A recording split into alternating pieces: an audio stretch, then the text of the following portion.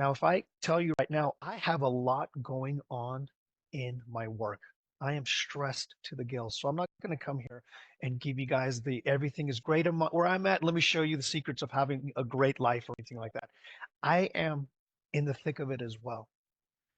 But when I'm in a room with you guys, and this is what Deryl has created, I want to let that stuff go.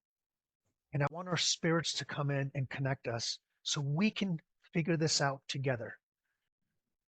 And here's a little thing that came up to me as I was thinking. There's a story of this gentleman that fell into a hole, and some of you guys may have heard of this, but I'm going to say this for myself.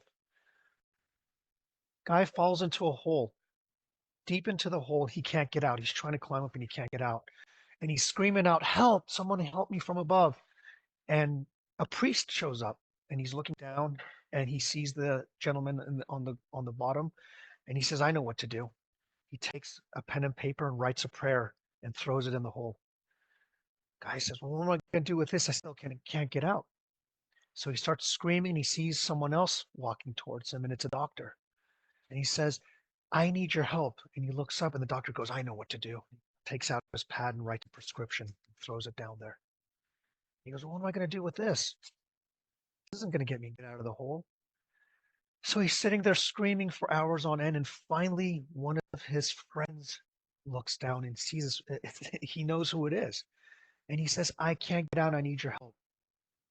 So his friend decides to jump into the hole.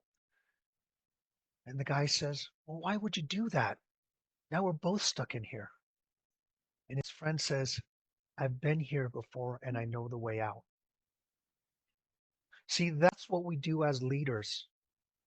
We don't write the prescriptions. We don't just write prayers. We jump in with them, not because we're better than them, not because we have some secret. It's because most of us have already been there before. And with leaders like Deryl and things that you are all doing, we're all finding ways to get out. That's what it is to be a leader for me.